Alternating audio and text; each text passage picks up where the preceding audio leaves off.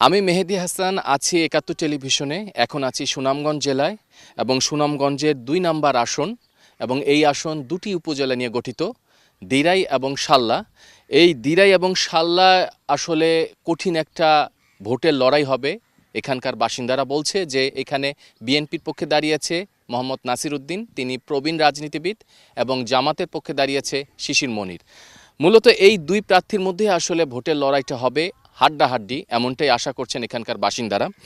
এই সুনামগঞ্জে আসনের ২ নম্বর আসনের যে বৈশিষ্ট্য সেটা হচ্ছে এই ২ নম্বর আসনে মোট ভোটারের সংখ্যা ৩ লাখ এবং এর মধ্যে প্রায় ৩৫% ভোট হচ্ছে সংখ্যালঘু বা হিন্দু সম্প্রদায়ের, এবং এই হিন্দু সম্প্রদায়ের ভোটটা যেদিকে যাবে সেই প্রার্থী আসলে জিতবে, এমনটাই আশা করছে এখানকার বাসিন্দারা।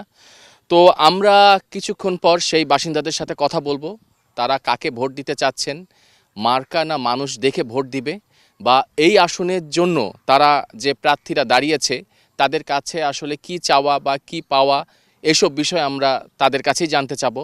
চলেন তাদের সাথে একটু কথা বলি।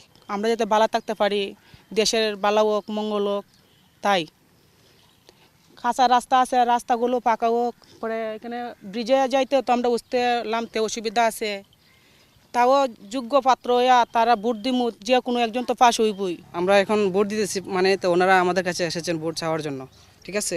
দেখা যায় যে কদিন পরে ওনাদের আর খেয়াল থাকে না আমাদের জন্য, তখন আমরা যেতে হয় অনেক কিছু ডেঙ্গিয়ে। যদি ওনাদের সাথে দেখা করতে হয় তখন বলে যে আজকে না কালকে আসেন, হ্যাঁ।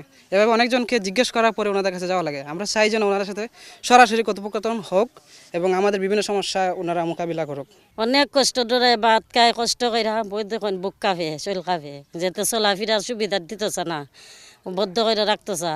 যে অজিত আমাদের এলাকার উন্নয়নের জন্য মনে হয় রাস্তাঘাট, এই যে ব্রিজ হয়েছে, ব্রিজের পাশে কোনো আমরা রাস্তা নাই, এগুলো আমরা সব নেতাই বললা গেছে যে রাস্তা কইরা দিবে। নাসিরউদ্দিন চৌধুরীও বলছে রাস্তাঘাট করবে উনি যদি পাস করে। এমপি হোক, মন্ত্রী হোক, আমাদের চাওয়া জনগণের উন্নয়ন, আর কোনো আমরা কিছু চাওয়া নেই, ব্যক্তিগত কোনো চাওয়া পাওয়া নাই। আমাদের চাওয়া পাওয়া হলো সমষ্টিগত, দেশের কাজ করবে, রাস্তাঘাট করবে, বিভিন্ন যা কিছু লাগে তাই করবে।